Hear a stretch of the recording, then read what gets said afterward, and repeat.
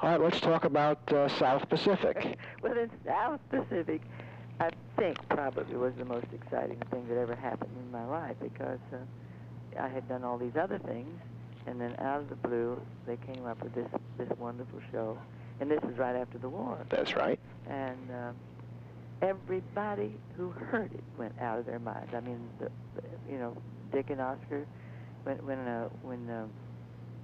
I was getting ready to go over to see Dick and Oscar to hear the music. Yes. And suddenly they are playing all this.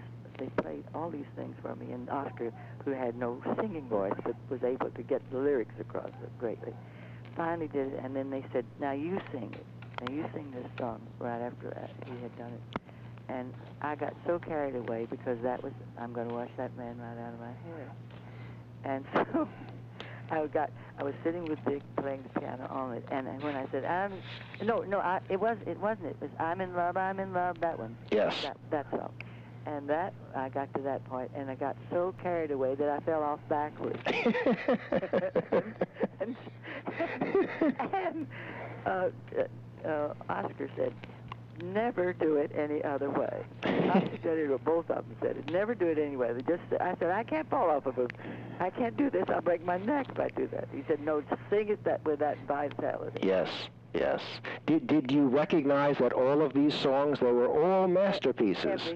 Every single one. Every single one, and they had to take some out. They took out two beautiful songs, and one I sang at one time with the boy who played the second lead. I was trying to think of his name. Yeah, what's his name? I can't think of it either. I know. He by the way, he died quite a long time ago. Yes, he did. John Kerr? Or John, something. Kerr or something? Yeah, it's awful. I'm going through the period where I don't know what my name is or anybody. You're doing pretty good here, so that. Well, and of course, this story was James Michener wrote the actual story, didn't he? Yes, he did. And we loved it so. And Josh was absolutely at the peak of his hyper goings on, because he was, he could just do anything when he was well. Yes. And this was at his peak, and when all the men came on the stage, just to be auditioned, and they chose them, and he chose them that day fast, and as quick as he could possibly. He said, "Now we'll do the number, and follow me." So the men. We could say, "You follow that side and you follow this," and he set that whole thing in 35 minutes. Yes. Complete, fabulous. He was a fabulous director, wasn't he? He was, and a divine person. Yes. We all miss him very much. I miss him very, and his wife, both of them. They live across the street from us. Great talents. Great, just great. How long did that show run on Broadway? I played it 3 years, I think. 3 years. And then I went to London, and that was the 4th year. And I had never done anything that long, I mean, 2 years or something, Yes. 3, and then going on to London 4. But never was tired of it. No one. Everybody just loved it. And of course, we couldn't bring the whole company to London, so that all had to be redone. How did the London audiences differ from the United States audience? Well, they were absolutely out of their minds. They thought it was so fabulous, and but again, they were so quiet. But at the end, we thought, "My God, what's the matter?"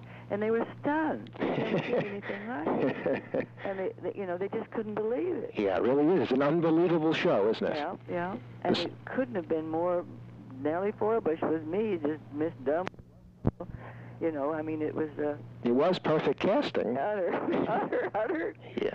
madness, but joyous. Yes, yeah, wonderful show. Yeah. How were the rehearsals on that show? No one ever wanted to go home. Everybody came early. we all and then the payoff that happened to us. It was getting ready to go on the road, Yes. Tonight or something. So they showed it. Asked us to rehearse in another theater that day, and we were rehearsing like mad, and everybody, just sitting on chairs and everything standing up, and I mean, it was ready to go. Yes. And we were doing exactly what we'd be doing on the stage the next night.